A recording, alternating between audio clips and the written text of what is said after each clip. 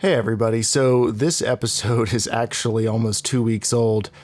James and I recorded it when Dave and Joel were unavailable one evening and we felt like podcasting, and so we busted it out, and then I had some stuff going on 2 consecutive weekends and I forgot to edit it, and then I kept remembering to edit it at bad times. So you're going to hear us talking about like the Xbox showcase coming up and other stuff that's definitely passed. But most of the episode, which is not super long, is us talking about things like Steam Deck. That's, I guess, a little more evergreen. So, I mean, you guys know in this like relaunch of the podcast that we've done, it's just a train wreck, and we're inviting you along for the train wreck. So we're still posting this. Don't worry. I just wanted to explain ahead of time. If you're like, why is this dated and why did it take so long to come out? That's why. It's because I am very lazy at this part of the podcast host job now. I think this is the first time this has ever happened, though. I've never, like before, it would maybe be 2 or 3 days if I was really behind schedule on getting something edited and out, and this is like almost 2 weeks. So it's absolutely shameful. I'm sorry about that. Enjoy episode 239.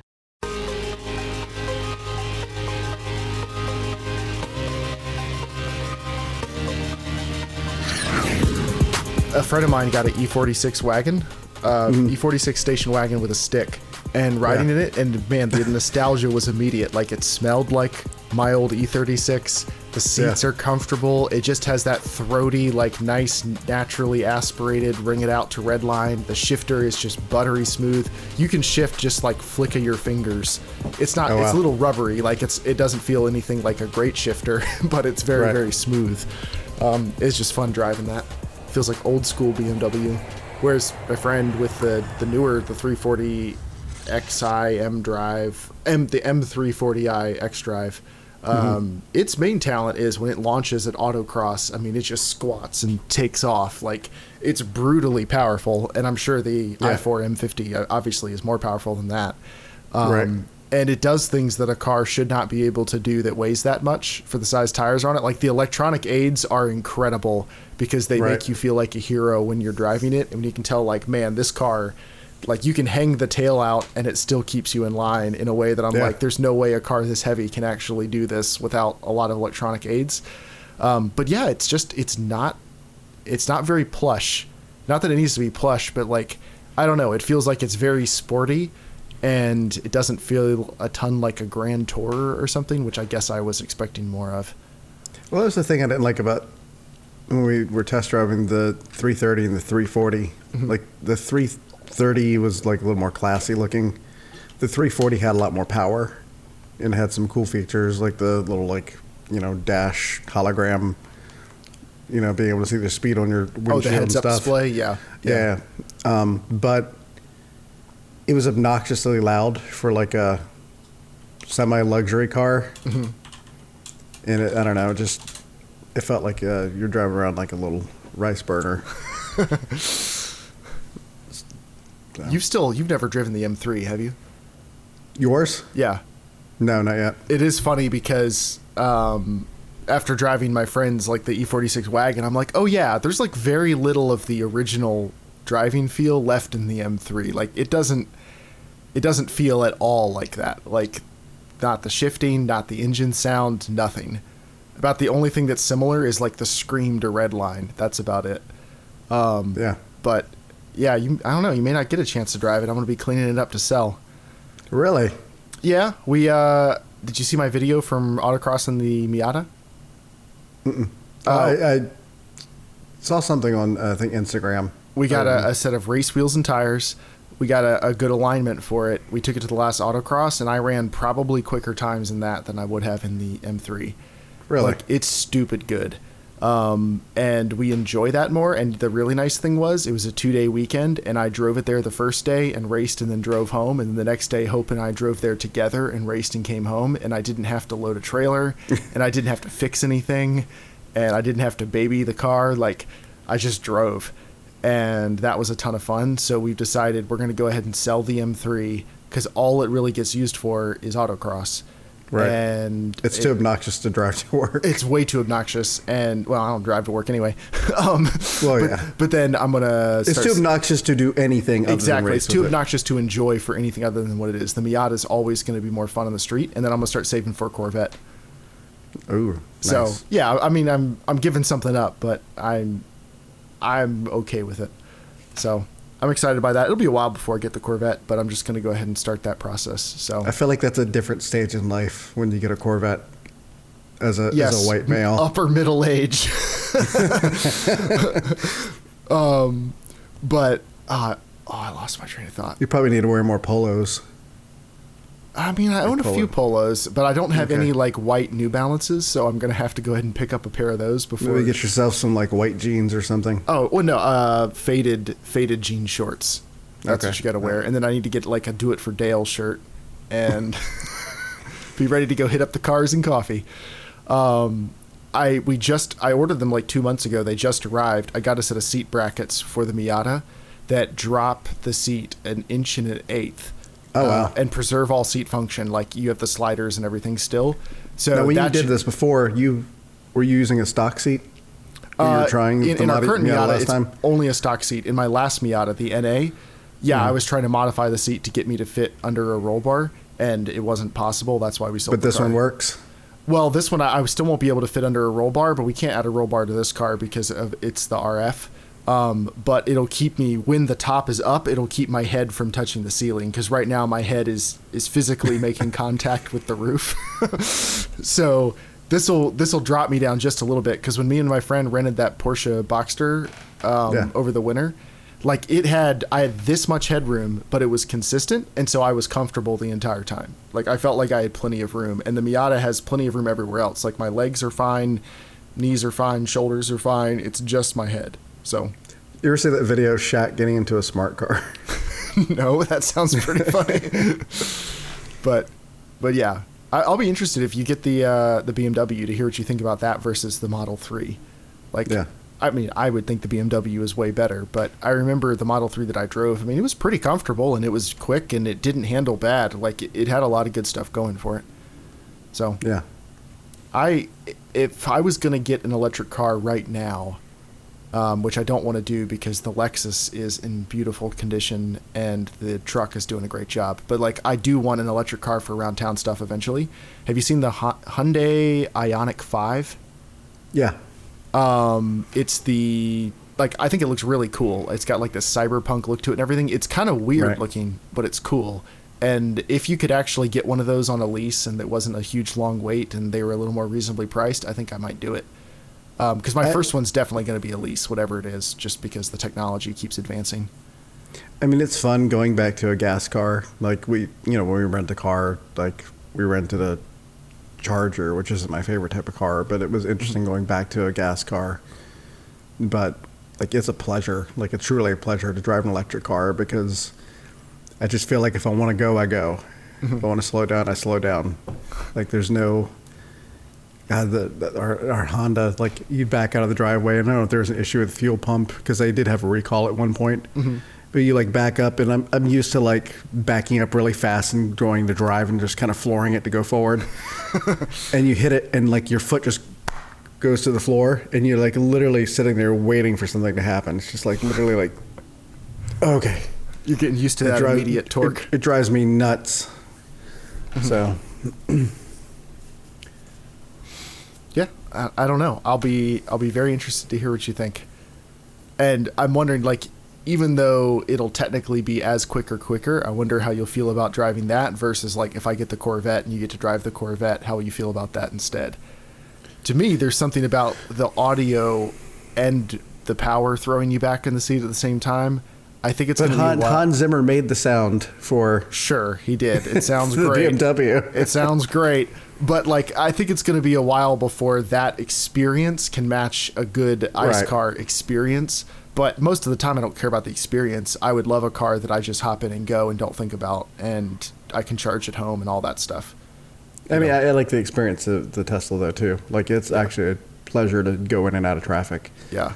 Because if you need to zip in front of somebody, you just take off, and they're, like, all of a sudden, like, few hundred feet back. Yeah. Well, that's modern turbocharged cars are kind of like that. Even the Bronco we rented on vacation was the base model Bronco with the 2.3 liter little turbo 4-cylinder engine that's in the Focus ST, I think, or the Focus RS. Mm-hmm. So it's like, it's not a very big motor, and it's hauling around. I mean, a Bronco, it's a big car. I think it makes 300-ish horsepower though. Like, it's no slouch, but because it's a very small turbo that spools really quick, if you want extra power, and because it has like a 10-speed transmission or 8-speed transmission, little half squeeze of the throttle, and it still like sucks you back in the seat and just squirts between traffic. You get a little suck and squirt. But if my truck is like that. Like, if you ever drive the F-150, it's a twin turbo V6 with 10 speeds in the transmission. And so you just give it like a third of a squeeze on the throttle and it just launches. Like, it compared to, the Lexus is technically quicker than the truck, but it's a much lazier, like naturally aspirated big loafing V8. You give it a lot of throttle and it like wafts you forward, and then it gently slows down. It's still my favorite car, but J Mod asks, how many cars does Jeremiah own? I only own 5 at the moment. All of them. I own 5 at the moment. I have owned 16. Well, between Hope and I, we've owned 16. So that's not that many. It's reasonable. To own 5 at the same time, though, for 2 people? It has been as many as 6 at the same time, but one of them went away earlier this year. So, I have a 2-car garage. There's normally 1 car in the garage, and then I have usually 1 or 2 cars parked on the street and in the driveway, and then 1 or 2 parked in the backyard or on the other part of the driveway. Hard to explain, but like, I have a lot of space to park cars. I just have a couple choke points that you have to like thread the cars through to get them out. I wonder if the neighbors think you have like a shop or something. I don't know. You like work on cars on the side. Yeah, I go through phases where there's like people coming over and working on cars, and there's a lot going on, and then there's phases where like I'm just not really doing anything with them at the moment. So yeah, who knows? I try not to be obnoxious though. Like, I try to do the minimum of throttle revving and stuff when I'm sitting in the driveway, just so that they don't think that I'm that type of person. But who knows? I know you're on a little bit of a timetable tonight. We want to go ahead and talk about some video games. Yeah, let's do it. Okay, by the way, this is Casual Shenanigans Gaming, a podcast all about everything gaming related. The irreverent love of gaming, that's what it's about. The irreverent love of gaming. I'm Jeremiah. I'm joined by Papa James. What's up? Dave is busy not wanting to podcast tonight, and Joel is busy. You may have heard recently on a recent episode several months ago that he has a child now.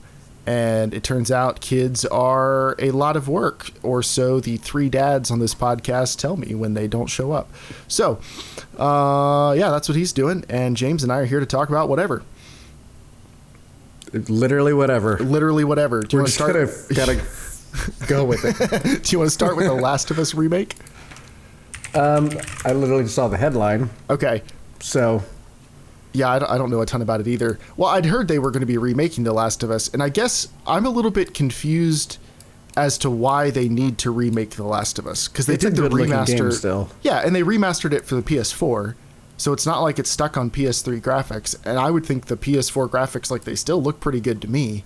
So it says they've got modernized. Let me see.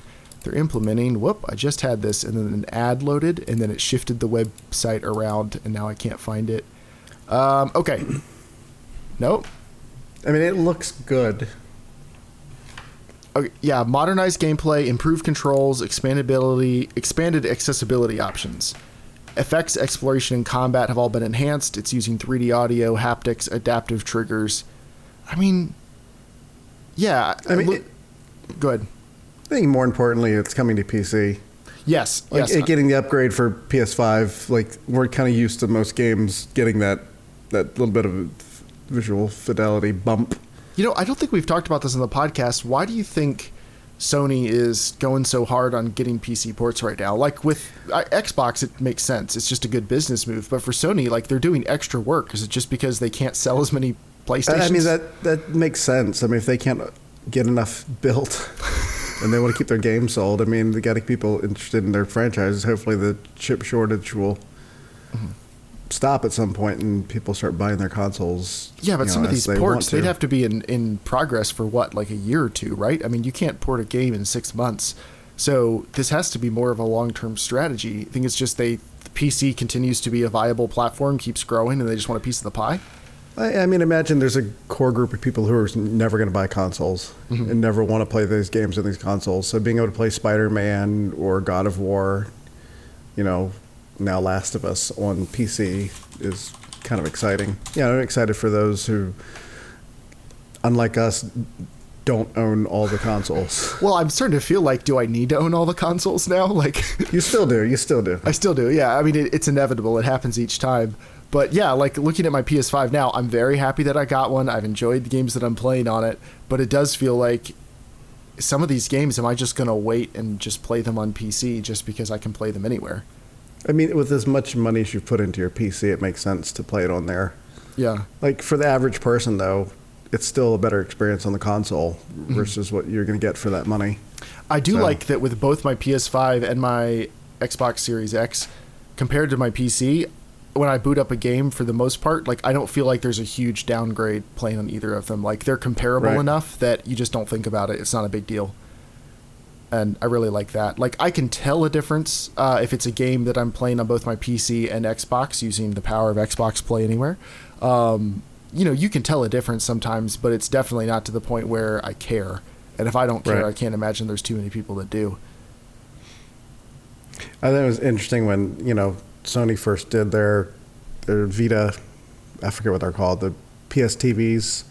I have a few of those sitting in the, like our little game cabinet thing of just the old consoles and stuff. I have Steam Links and the little PS TVs that you use to like put on another TV so you could stream from one to another. Oh yeah, the little puck looking thing.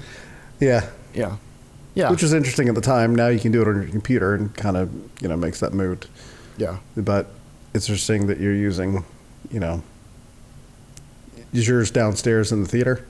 The Series X is downstairs in the theater. The PS5 is up here. So that way I can play computer games on my computer or on the TV, and I can play PS5 games on the TV. And then I play Xbox and watch Blu-rays down there.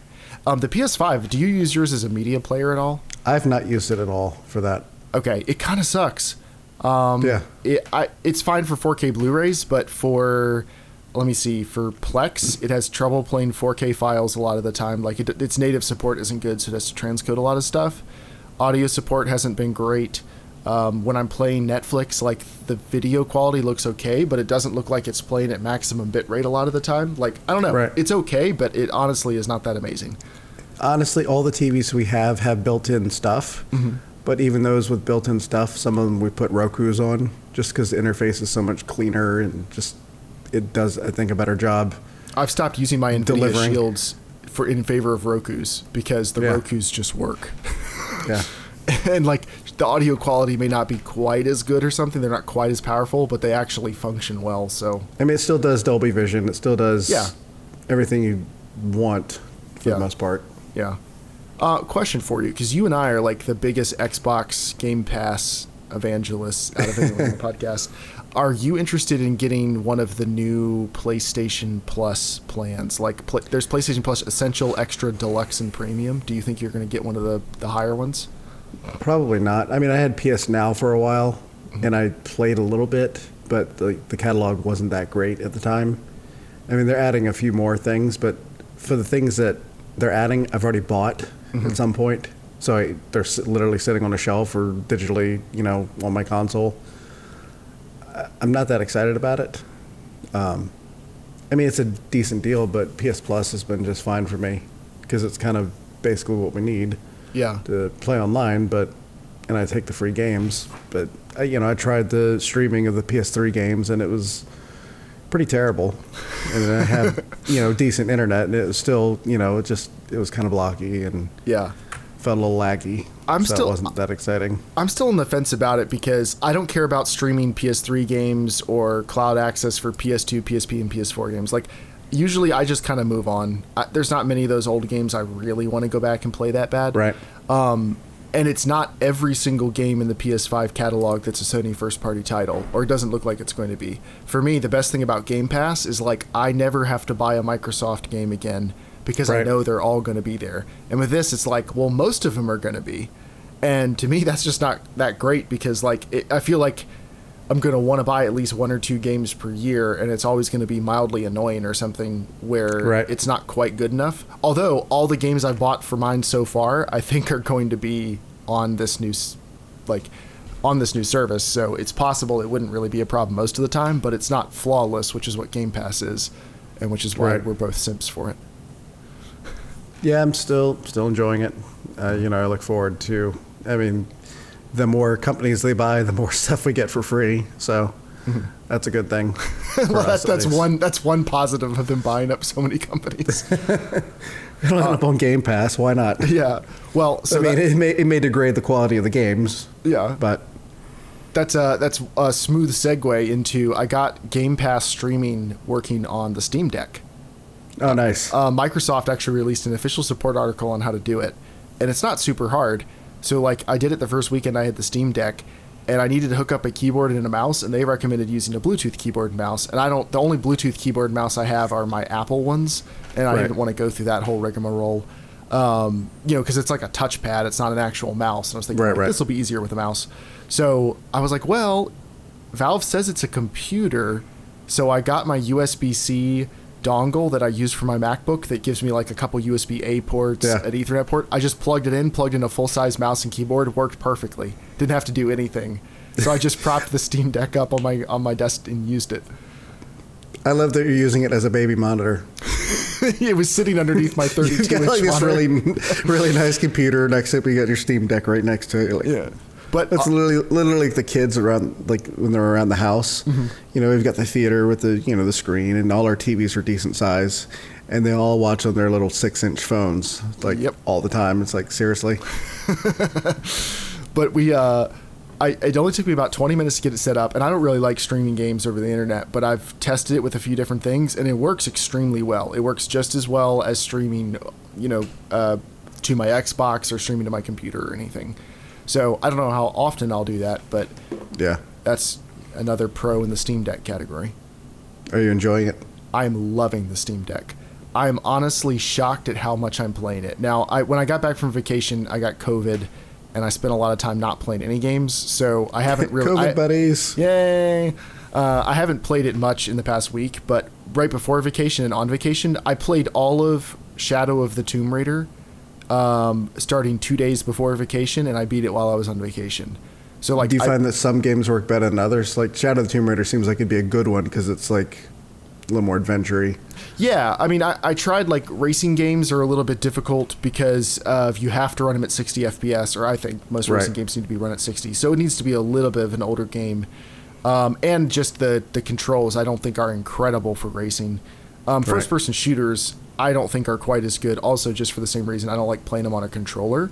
But it was nice, when I was playing Shadow of the Tomb Raider, the bow aiming is always a little bit wonky, so I had to adjust the stick sensitivity. I feel like the sticks are a little bit tall in the Steam Deck, to where I feel like my thumb is angling too far when I use them. Yeah. But it was a little bit awkward aiming the bow and arrow, but right below that is one of the little haptic touchpads. I just dropped my thumb right down to that and used it like a mouse, and it worked perfectly. Oh, nice. So the couple times it's been annoying, I've been able to easily just switch to the touchpad and use it, and I haven't noticed a difference. So... that part's awesome. The speakers are legitimately fantastic. It's the best speakers of any small mobile device I've ever used. I always like big screens, so I think the screen's a little bit small, but it feels just as good as the OLED screen on our OLED Switch, other than not being OLED. But it feels like it's significantly better than our original Switch screen, comparable to the OLED screen. One really nice thing that they did, have you held one yet? Not well, yet. I guess I don't know where you would go to hold one of those. They don't have stores. But all the hot bits are in the middle behind the screen. And then since it's so wide, you don't feel any of the hot bits while you're playing. The parts you hold stay cool unless you rest the very middle, like on your leg or something. It doesn't feel like it's warm, even if the fan's running at full tilt, which was really nice. If I'm playing something like Shadow of the Tomb Raider, I've got the graphics as maxed as I can on it, and I get an hour and 30 minutes of battery life. It's not amazing, but I plugged it in when I was on the plane, and I was able to play the whole time. It charges as fast as it drains, so there's no issue there. Actually charges faster. And then I was playing Into the Breach, which is like a roguelike in the style of FTL, pixel graphics, and it said I had a 4.5 hour battery life. So that's actually really good. Yeah, and it's powerful, dude. I'm playing Shadow of the Tomb Raider on high settings, and I could do 45 FPS. And then I installed Assassin's Creed Origins and started playing that because I never beat it back in the day. I just played it for the Potato Masher video. And I'm running that on everything on high at a locked 30, and it's totally fine. Like, and I could run lower settings and it would look fine because the screen's not that big. Right. But it's pretty powerful. Like, I'm surprised at that screen size, at least at that resolution. Every game I've been able to run I've been able to run it at settings that feel good. Yeah. I forgot what I was going to ask you. Have you tried just using some of like the auto optimizations for any of the games? Yeah. And do you find that they're accurate? Pretty good, yeah. Any of the ones that I boot up where it says it applies like a profile or something, I haven't adjusted any of the control profiles. I feel like all of those have been perfect. And then for graphics, it goes a little bit lower than I want. Like, I'm happy to push graphics a little bit harder. But it's been fine. Like, for Shadow of the Tomb Raider, I think I did something at one point and it reset back to default graphic settings. And I played for a little bit before I noticed because it wasn't that big of a difference. Like, I think it's great. Right. I mean, I wonder if Steam Deck is part of why Sony's been pushing their games on there. I don't know. I mean, there's no... Interesting idea. I mean, man, if they release like their remake of The Last of Us, I wonder how well will that run, because their games are so optimized for PlayStation, but they're so pretty. Right. I wonder if they're going to work that well. You'll get the PS3 version. Yeah. Surprisingly. Yeah, I don't know. I still have mine on my pre-order. I'm supposed to get in the queue sometime, maybe around end of July, and so I'm debating on, whether to fulfill that or not, based on, time or whatever that I'm going to actually spend playing it. I'll put it this way. I barely ever played the Switch. I barely ever played the OLED Switch. Honestly, I think most of that is because all the games that I want to play on the Switch are multi-plat that I played somewhere else, and I don't really like most Nintendo games. Yeah. So everything I try on, I'm like, I'm just not that into it. I don't want to replay Skyrim, And I've got a little bit of that with the Steam Deck. Like, I'd save some games to play on it, but then a lot of the other games I've been playing over the last years are not Steam games. It's Game Pass stuff, or it's Star Citizen or whatever, games that don't really apply to the Steam Deck. But now that I've got it, I've added a bunch more stuff to my wish list. And I really love like how quickly I can just sit down, press the button, it wakes back up in like a second and a half, and I'm ready to play again. It's like the instant resume thing on Xbox. Yeah. So after work, I can just go plop down on the couch, grab it, flip it back on, play for 20 minutes while Hope is making dinner, just relax for a little bit, hit the button, turn it back off, set it back down, walk away. Like, it's so pick up and put down in a way that like it doesn't really take any more effort to do that than it does to pick up your phone and like start checking social media or something. So Joel was on to something when he was talking about how consoles just work. You just turn them on and they work. Well, to a degree, yes. To a degree. I wouldn't say this is just work on the same level that like a console does. Right. Like, it's a little more fussing. But yes, I think it's the best thing about this is it can go wherever I want to. So if I'm somewhere and I'm in the mood to play, it's super easy to pick it up and do it.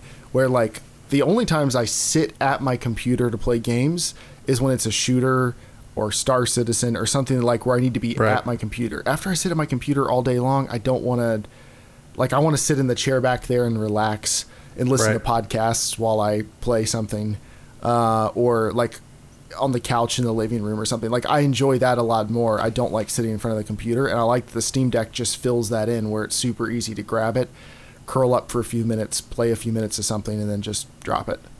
Yeah. Have you, speaking of games that are on Switch and other platforms, have you tried Witcher 3 yet? On deck? No, because I own it on GOG, so I don't have, I mean, it goes on sale all the time if you... That's true. I could just... Have they not found a way to get GOG to work on there? I haven't checked. Actually, Ben Amishman, he's been doing some...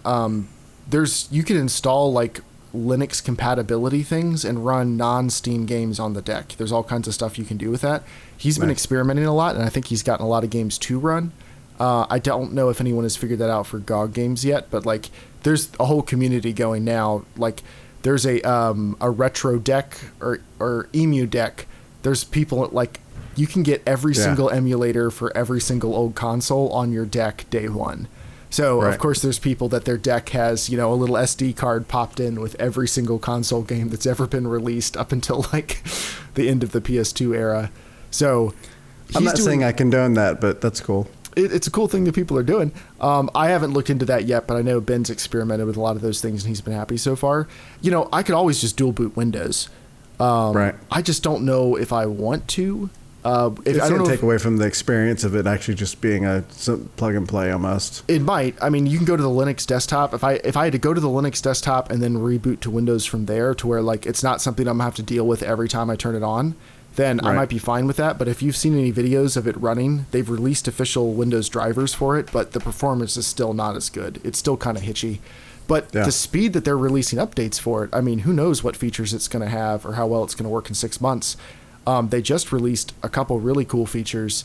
There's an option to vary the refresh rate on the screen. I can choose a refresh rate of anything from 30 to 60 or anything from 40 to 60. So if you want to play games at 40 FPS and have it be smooth, just set the refresh rate of the screen to 40 hertz, and you can do it on a per game basis. So I can go, I want a 48 hertz screen. I want to cap my games at 24 FPS. And then you toggle a button that says, do that just for this game, and it will automatically do it when you load that game up. That's pretty crazy. Yeah, it's incredible how much they've added feature-wise. The level of performance overlays and adjustable settings and stuff, it's all very easy to get to, and it makes it so you can spend 2 or 3 minutes tweaking things and then save it for just that game, and then it just works the next time you load it up. Yeah. So, like, in some ways, it's definitely, this is a gimmick, or it's a toy. And I feel very blessed that like I can be like, yeah, I spent $550 on a toy and I'll play games on it sometimes, and then sometimes I won't, and it's fine. But it's very good. I mean, it's a lot more money than a Switch, but I'll definitely use this more than a Switch. Are you feeling good about the model you picked? Yeah, because the storage is really fast, and I'm nowhere close to filling it up yet. I'm not the type that's going to have 35 games installed on it at a time, and I can easily just add a micro SD card when it's time to expand, and then people have already figured out how to install new NVMe SSDs if they want. So, I'm not worried about it. Speaking of that, when I reinstalled Windows on my desktop, I just swapped out my boot drive for a 2 terabyte NVMe. So I've got a 2 terabyte NVMe for my main stuff, and then 2 1 terabyte regular SSDs for like the games that aren't as good. It's just a good feeling to be in 4 terabytes of SSD storage.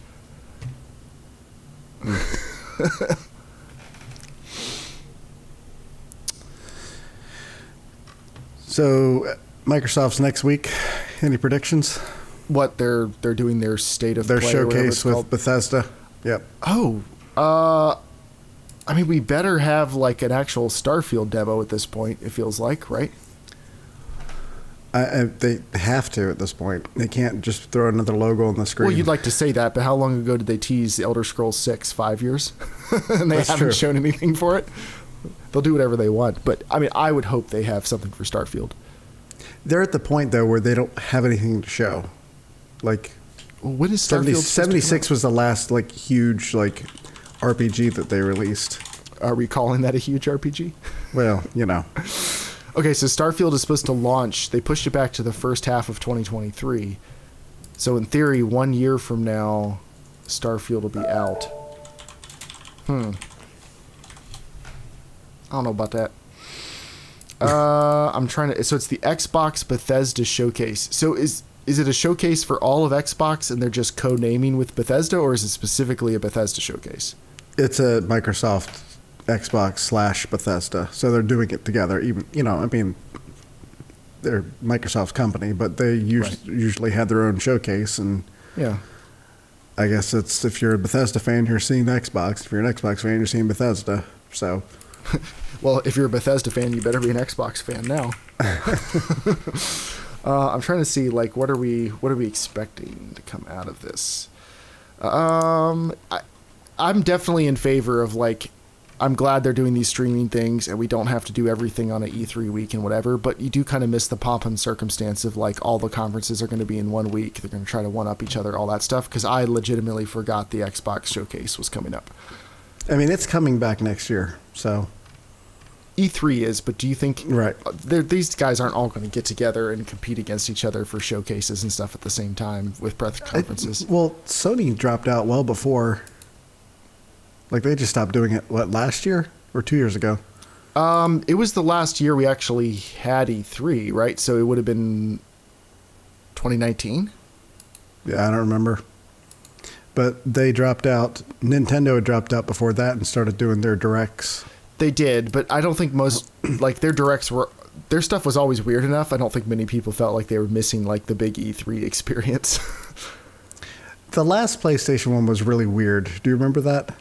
That showcase they did with, like, maybe it wasn't the last one. They had all the different live music and all the different, like, they kept going from different building to building. Yeah, I mean, it was really super weird. cool when they did the one for The Last of Us Part 2 was awesome. That was great, but yeah, the rest was just it was definitely one of those cool ideas that someone came up with that didn't quite execute.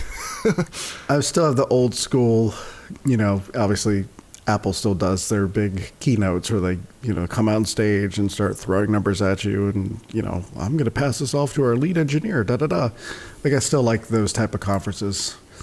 Mm-hmm. That's to me the E3 experience. Yes, I agree. Even with the cringe, even with the, you know, you have the awesome moments and just, I like the balance of the moments so terrible that you talk about them for years too. So I look forward to it coming back. Yeah, God. Exactly. See, that's the experience that you want. We're gonna light them up. God. Or The Division. I guess we're just making fun of Ubisoft now. Yeah, pretty much. Hey guys, I got home from school. I'm on my tablet. I'm ready to come join you. You could never actually play anything from The Division on your tablet, could you? No, you could be like the map person. No one is the map person. That's not a job. I know Wildlands had it where you could see the entire map on like a mobile device. Cool. You could like mark things and stuff. It's like I tried it in one match. I was like, hey, that's a nice novelty. Yeah. Back to the game. So. Yeah, so I tried to look up what are we expecting in the showcase, and most of the articles are like, yeah, we have no idea. So there's something called Cobalt, which is apparently a steampunk RPG from the creators of Wasteland. Okay. So that could be interesting. They may drop World's Edge may drop by to show off Age of Empires 4. What are they showing off? On Xbox. Oh, okay. What else? I don't know much about Redfall, but everybody's talking about it. Yeah, I don't know what Bethesda can be announcing. Like, I mean, I guess they can always do more Dooms, do more Wolfensteins. But, you know, I don't know if they're going to get back into the remake business or not, because that's super popular right now. You'd have to assume that any stuff they were in pre-production on, Microsoft's going to want them to continue. But I'm sure Microsoft had some ideas when they bought them of like, here's what we want you to make for us. Like, hopefully it's some new RPG, like new IP franchises. I don't know. I don't think that's going to be their first round of things. No, I mean, Starfield, Elder Scrolls, another Wolfenstein, another Doom. Right. Like, yeah, I guess it's going to expansions for Fallout 76. Do people still play Fallout 76? I don't even know. Okay. Speaking of which, it feels sacrilegious to talk about Battlefield 2042 without Dave, but did you see the rumor from this week that they're down to just a skeleton crew on Battlefield 2042, just working, like, just doing the bare minimum of their contract obligations because they've just decided the game is dead? And then, of course, EA comes out and goes, that's not true. That's not true. We're super excited about it. We're still working on it. And people tracked what they were saying and compared it to what they said about Anthem like 3 months before they went like, oh, yeah, it turns out Anthem's dead. We've lied to you. And it's pretty spot on. So everyone's assuming that Battlefield 2042 is officially dead as opposed to the actual dead that it already is. I mean, Anthem had an okay concept, but it wasn't that good of a game ever. Like, I played it a little bit and it was just kind of... The flying was cool. It felt like a lesser Destiny. Yeah, but the flying I thought was really cool. The flying was cool, but the shooting was was very bad. Like the missions were very bland and empty. But like that was a brand new IP for them to abandon. That's fine. Mm-hmm. But they're abandoning one of their biggest shooters. Like that was their. Well, to be fair, the players have abandoned the shooter. So are they going to try to get people to come back? I don't know. Maybe we can convince them that it's Morbin time. Did you follow that? Yeah, I saw that. That's the dumbest thing I've ever heard. They made so little money. Well, I feel like we need to talk about that briefly, just for the sake of the podcast. I like that IGN retweeted that original tweet where this guy was just like, in Morbius, I love when he says, it's Morbin time, and then he morbs all over those guys. And it was just some like dumb throwaway joke from some random Twitter account. And then the internet blew it up into Morbin. And turned, I guess, Morbin, they treated like Mighty Morphin Power Rangers. Right. Or it's clobbering time, like the thing. Yeah. Oh, yeah, okay. I guess it is more like it's clobbering time. I don't know, honestly. But for anyone who doesn't know what happened, they made so many jokes, and it just turned into like just the whole internet roasting Morbius for being a crappy movie, but around the idea of like, it's Morbin time. He's Morbin on those guys, that Sony decided that audiences were like, this was going to become a cult classic, so they re-released it to 1,000 theaters, which is, for anyone who doesn't know, like a normal big theatrical run is going to be 3,000 to 4,000 theaters is like, that's a nationwide release. So 1,000 theaters isn't all of them, but like it's a good number. And it made, how much did it make? $85,000. It's an average of like $82 a theater. That's like 6 tickets. You have to imagine some theaters literally got no tickets sold. Yeah. Like you probably had a group of friends that went to see it or something, and one theater, which is balanced out, 4 other theaters had like no seats. The power of the internet to get Sony to make this movie flop twice. Like just the audacity of making it. This is like when the internet sent Pitbull to Alaska to that Walmart. If you've heard that story. Pitbull, the singer, there was some internet contest to have him go like christen the opening of a Walmart, and so the internet teamed up and trolled the voting and picked like the most remote out in the middle of Alaska Walmart. And he went out there and did it, but like it's the internet. Anybody who comes up with the idea of like, we'll let the internet name, you know, this new dinosaur, and they come up with like Big Chonky Heckin' Good Boy or something, like you just can't trust the internet with stuff like that. And so yes, Morbius flopped a second time. I would love to be like a fly on the wall of the marketing person that like went into the executive's office afterwards, after they like, this is gonna be great, like it's really picking up, we should put it back in the theater, it's gonna, you know, maybe sell another $50 million or whatever. I would love to be in that conversation where they walk in after that weekend where made $85,000. I mean, not even $100,000. Like that feels like it's a rounding error almost. Like how bad something has to be, because you're right. Some theaters, it's probably 0 tickets in some theaters, and then a couple other theaters in like a major metropolitan area maybe had 25 people over a weekend. So that's like 6 people a showing. Like, I mean, you would call that an empty theater if you went to go see it, and you could be like in New York City going to see it in an empty theater on reopening weekend. It's amazing. I mean, you could literally go in there and just go have a conversation because no one else is in there. Why not? Go play catch or something. How many movies have you been to in a theater this year? I haven't been to many. The last movie I saw in the theater was, I think, Spider-Man. Okay. You didn't go Batman. Yeah. I saw Batman. Okay. Yeah, I've seen. I didn't see Doctor Strange. I haven't seen that yet either. I saw all the spoilers, and that was literally all I wanted to see it for. So. Well, yeah, but you're weird like that. I mean, I just wanted to see any cameos. That's the story itself. I saw the Batman in theater, and then on vacation we went and saw Top Gun Maverick. I still have to see that. I'm really excited about that. That was one that when I first saw that trailer, like it hit all the nostalgic notes. I wasn't excited for it because I don't like the original. So, really? Well, I don't hate the original, but like I didn't see it when I was a little kid, so I don't have a whole lot wrapped up in it. And I saw it for the first time this year, or maybe late last year, and like it was fine. I'd already seen 2/3 of the movie just in clips and stuff.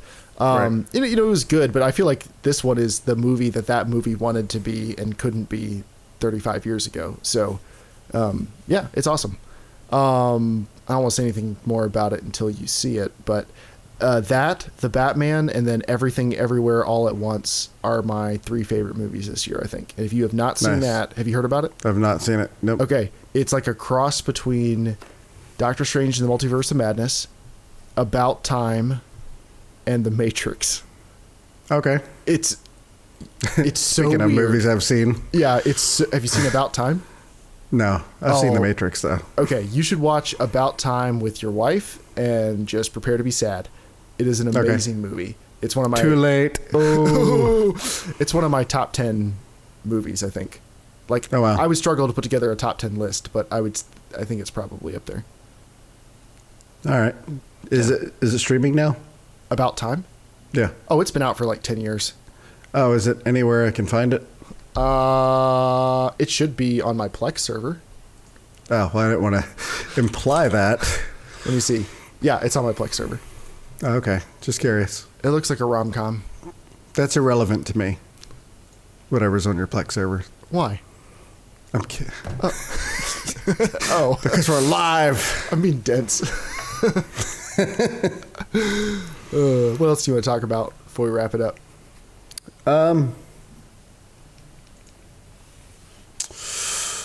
Man, I really want to do a casual conversation about all these superhero movies coming up. What's coming up? Black Adam, The Flash, Oh. Ugh. Batgirl. I'm not excited for any of these. All right, you know The Flash is going to be terrible, right? We admit this?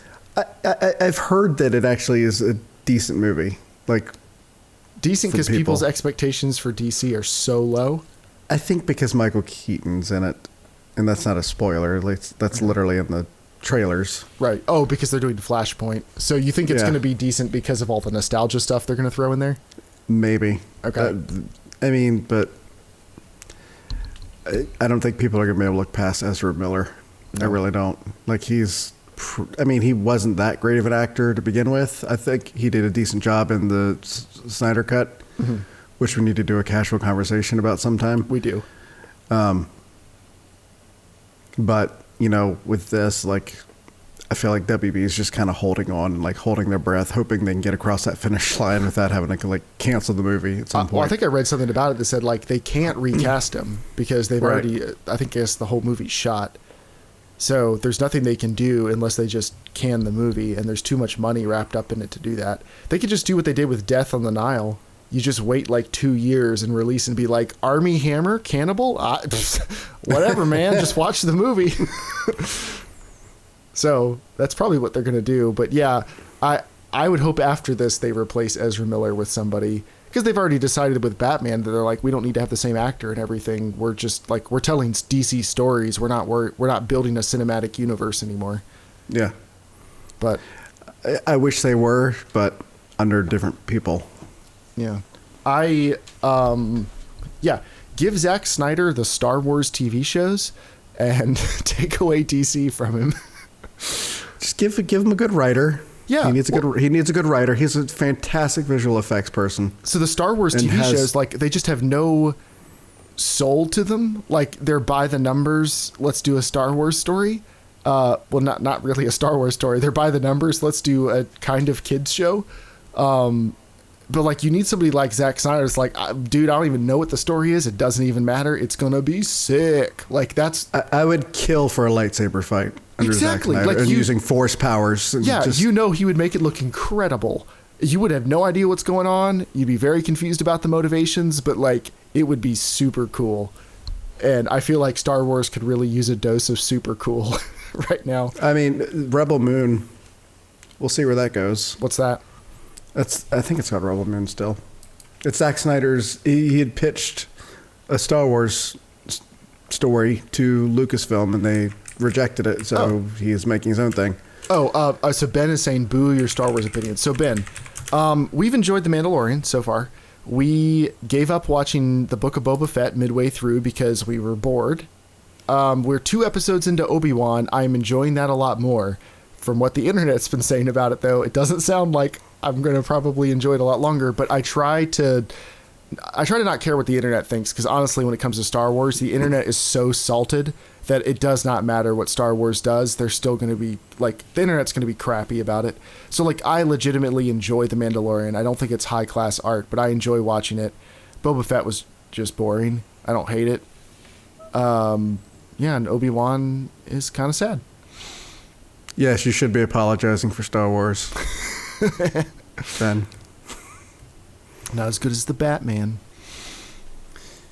I've seen all 4 episodes of Obi-Wan, and 3 got a little exciting, and then it just like literally just fell off a cliff.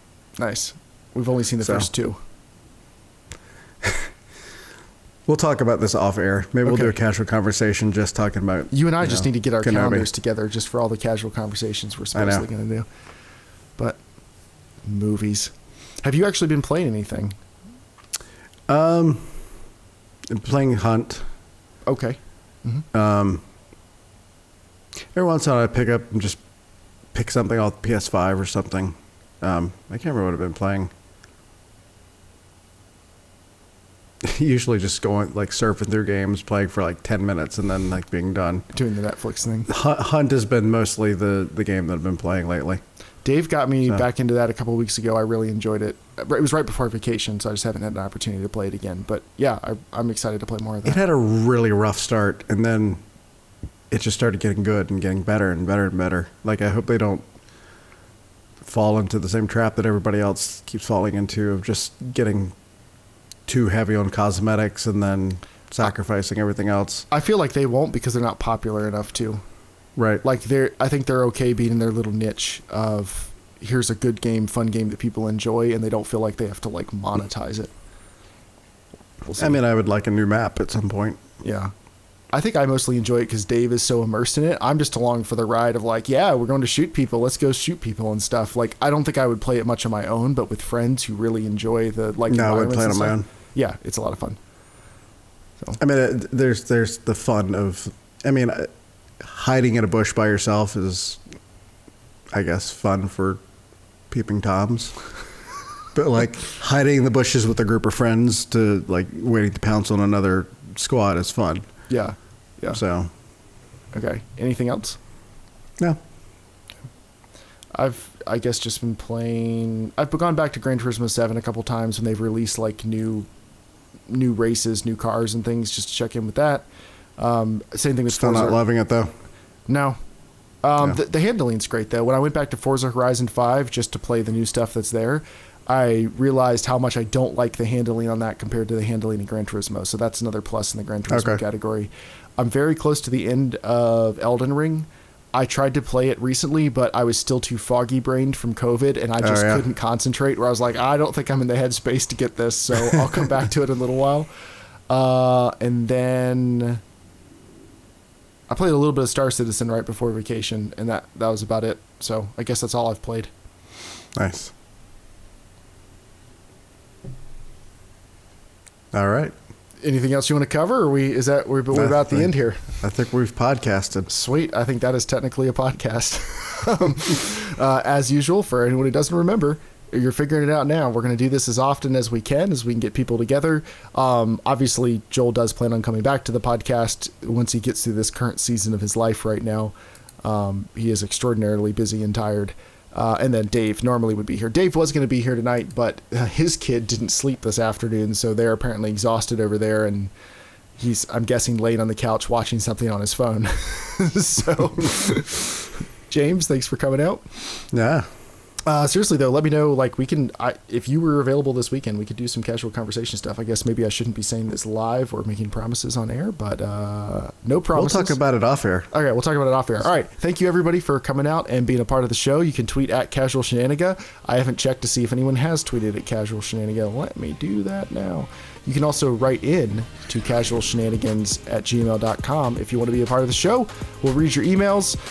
Next podcast, we'll probably talk about some of the not E3 showcases that have happened and, you know, what we're excited for coming out of them. Welcome to Middle Age. Thanks, everybody, for being here. And till next time, James, what should people do? Slap a seal and stay casual.